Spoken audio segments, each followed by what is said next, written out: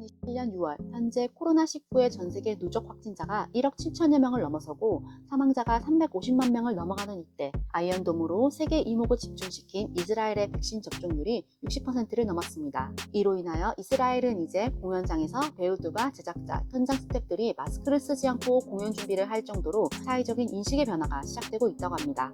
심지어는 국가 행사에서 수만 명의 인파가 모여 군집된 군중으로 인한 안전사고가 일어날 정도로 일상으로의 복귀를 준비하는 중입니다. 그리고 1차 접종자가 50%가 넘고 2차 접종까지 마무리한 접종 완성자가 40%가 넘은 속칭 해가 지지 않는 나라 영국에서는 관객들까지 마스크를 쓰지 않고 콘서트를 하는 등 작년 3월에 시작된 코로나 팬데믹이 이제 정말 마무리 단계로 진입하고 있는 것 같습니다. 그러나 이러한 긍정적인 뉴스와는 반대로 여전히 상황이 악화되고 있는 곳도 존재합니다. 제3세계 최빈국 개발도상국에서는 2020년 중반 잘못된 대처로 인해 대규모로 전염이 발생하였고 이를 통해 집단 면역을 이루기도 했지만 오히려 집단 면역으로 인해 사람들의 위험에 대한 인식이 약해져 백신을 맞지도 않은 상태에서 많은 사람들이 한 곳에 모여 다시 대규모의 확진자가 발생하기도 하고 또한 변이 바이러스가 발생해 다시 한번 코비드19 대유행이 일어나는 상황이 벌어지는 나라도 있습니다. 특히 상황이 심각해지는 곳은 인도입니다. 인도의 경우 코비드19에 대응하는 속도보다 전염 속도가 월등히 빨라 치료를 위해 갖추어야 하는 필수 장비인 의료용 산소의 부족이 심각합니다. 의료용 산소의 부족으로 이를 훔치거나 대놓고 강탈을 하는 아비규환과 같은 상황이 벌어지고 있습니다. 그리고 엎친 데 덮친 격으로 코비드19로 인해 떨어진 면역력 때문에 검은 곰팡이증이라는 전염병까지 급속도로 퍼지고 있어서 감염자와 사상자가 이중으로 발생하고 사태도 이중으로 악화시키고 있죠. 심지어는 20년 만에 인도를 덮친 사이클론 때문에 100만 명이 대피하고 120여 명이 사망하는 상황까지 정말 근래에 이런 참사가 있었었나 싶은 정도입니다. 코로나에 대한 나라마다의 대처로 국가의 격이 극명하게 드러나고 있는 지금 상황에서 과거와 현재 그리고 미래의 전염병에 대해 이야기해보려고 합니다. 코로나 바이러스 감염증 19는 사스코브2라 불리는 코로나 바이러스가 원인입니다. 코로나 바이러스는 아데노바이러스, 리노바이러스와 함께 사람에게 감기를 일으키는 3대 바이러스 중 하나입니다. 그 모양이 마치 왕관이나 태양의 코로나를 연상시킨다고 해서 라틴어로 왕관 의미의 단어 코로나에서 파생되었습니다. 왕관이라고 하니까 친근하지만 결국 프랑스 혁명으로 목이 떨어진 루이 16세가 생각납니다. 최초의 코로나 바이러스는 닭에서 발견되었습니다. 이후 개, 돼지, 조류 등 동물에서도 발견이 되다가 인간에게서는 1960년대 최초로 발견이 되었죠. 인간이 자연을 개척하면서 활동 영역이 점점 늘어나니까 이로 인해 미지의 영역에 있던 코로나 바이러스가 인간에게서 발견이 되고 그리고 변이도 일어나게 되었습니다. 그리고 2002년 11월 대한민국에서 월드컵의 열기가 미쳐 식기도 전에 중증 급성 호흡기 증후군의 약자를 딴 사스 사태가 발생합니다. 사스는 이번 코로나19 바이러스와 같은 코로나 계열 바이러스로 최초의 코로나 바이러스 전염병 사태입니다. 우리는 모두 짐승이다라는 책의 저자 이 플라토리는 코로나 계열의 전염병 사스 바이러스, 사스코브가 박쥐나 사양 고양이와 같은 많은 동물을 좁은 곳에서 매매하던 중국 광동성 재래시장에서 발생하였다고 언급하고 있습니다.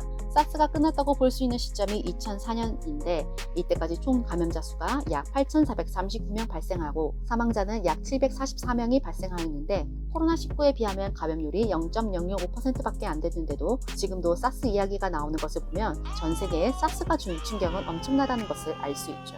그 뒤로 대유행한 코로나 바이러스로 인한 전염병이 메르스입니다. 메르스는 낙타에서 코로나 바이러스가 변이가 되어 사람에게 전파된 바이러스입니다. 그렇다면 낙타의 고장은 어디일까요? 바로 패스트 앤 퓨리어스의 나라 중동입니다. 중동에서 발생한 메르스는 한국까지 전파되어 2015년 5월 첫 감염자가 보고되었습니다. 메르스 사태는 결국 최종 감염자 186명, 사망자 38명이 발생하고 종식되었습니다. 지금 코로나19 사태에 비하면 정말 별거 아닌 것 같아 보이지만 당시에는 코로나 바이러스 전염병이 단발성이 아니었다는 점에서 국제사회에 준 충격은 엄청났었습니다.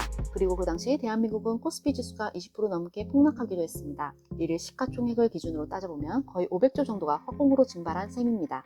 환산하면 약 치킨 250억 마리를 먹을 수 있는 돈이 한순간에 날아간 셈입니다.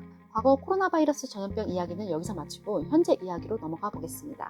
코로나19 바이러스에 대항한 한국의 최초 백신 접종은 2021년 2월 26일부터 시작되었습니다. 현재 국내에 도입된 백신은 아스트라제네카, 얀센, 모더나, 화이자, 외국과 구매 계약을 체결했고 모든 국민이 접종을 완료할 수 있도록 총 7,900만 명분의 백신을 도입했다고 질병관리청에서 발표를 하였습니다. 각 백신 특징으로 화이자 코로나19 백신은 보관 온도가 마이너스 90도에서 마이너스 60도로 아주 낮아서 보관을 위해서는 초저온 냉동고가 필요하고, 아스트라제네카의 보관 온도는 영하 8도에서 영상 2도로 냉장 보관이 가능합니다.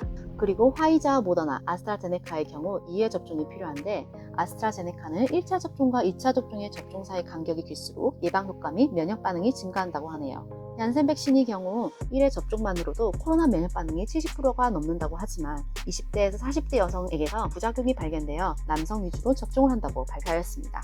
저희 대한민국에서는 예비군 및 민방위 남성들에게 접종 우선권을 주어 20일까지 100만 명 분을 접종 예약하기도 하였습니다. 백신에 대해 간단하게 설명을 드리면, 백신은 치료제가 아닌 무력화된 병원균을 인체에 주입하여 인체 스스로가 병원균에 대한 면역을 가지게 하는 예방제입니다. 세계 최초로 개발된 백신은 천연두 백신이었습니다. 현재에는 건강한 사람에게 질병의 원인이 되는 병원균을 주사한다는 것을 사람들이 부정적으로 받아들이지는 않지만, 최초의 백신인 천연두 백신이 개발된 당시의 과거에는 일련의 행위를 사람들에게 납득시키는 것은 매우 어려운 일이었습니다.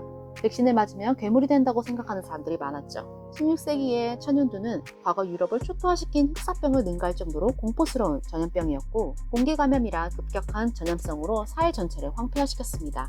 흑사병의 누적 사망자는 대략 3억, 인플루엔자 누적 사망자는 대략 3억 5천만 명으로 추산하는데, 천연두는 10억 명을 사망에 이르게 할 정도로 단일 질병으로는 가장 많은 인명을 살상하였습니다. 우리나라에서는 과거 삼국시대에도 존재하는 것으로 기록되어 있고, 옛말로는 큰손님이란 의미의 마마라고 불렀다고 합니다. 조선왕조실록에 보면 정조의 정비 효의 왕후도 어렸을 때 천연두를 알아 공부했다는 기록이 있습니다.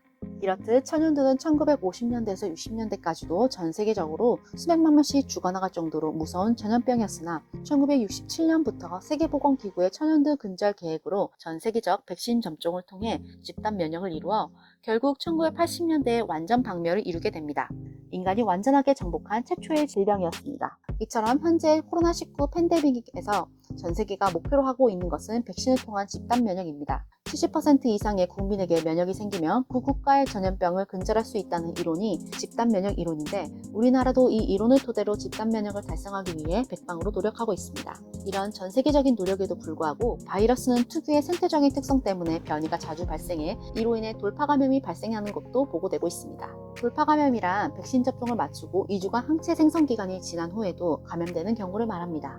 이렇게 되면 기존의 백신은 변종에겐 영향을 미치지 못하게 되는 셈입니다. 이런 식으로 바이러스는 특유의 생태적인 특징으로 인한 굉장한 변이 능력으로 인간의 과학을 뛰어넘는 능력을 보여주고 있습니다. 바이러스의 특징 때문에 아직도 인간이 정복할 엄두도 내지 못하는 바이러스가 있습니다. 바로 에볼라 바이러스입니다. 에볼라 바이러스는 50%에서 60% 이상의 취사율을 갖고 있습니다. 실제 콩고 민주공화국에서 에볼라 바이러스 전염병이 처음 발생되었을 때에는 320명 감염자 중 280여 명이 사망하고 38명만이 살아남았습니다. 에볼라 바이러스는 매우 높은 치사율로 인하여 연구가 매우 위험하고 전염 경로가 정확히 알려져 있지 않습니다. 그러나 의외의 사실은 높은 치사율 때문에 에볼라 전염병이 광범위하게 퍼지지 못하고 국제적으로만 발생하고 있어 범유행성 전염병으로 발전되지 않고 있는 것이라 할 수 있습니다. 이 상황을 오히려 다행이라 해야 할까요? 최근 21년 2월 코로나19로 전 세계가 어려움을 겪고 있는 와중에 아프리카의 기니 콩고에서 다시 에볼라 바이러스가 유행하며 90% 이상의 치사율을 보이고 있습니다.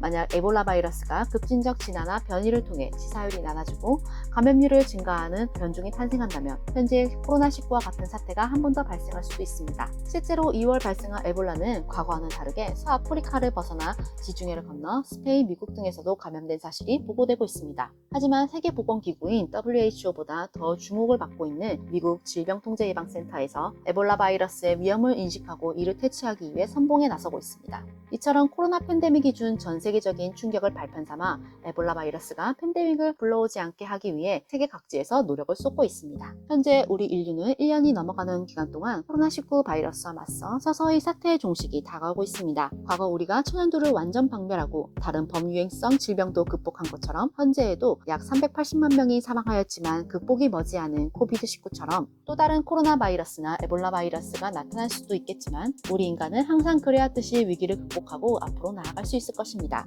우리의 삶과 가족, 국가를 지키기 위해서 말입니다. 지금까지 지식마켓이었습니다. 감사합니다.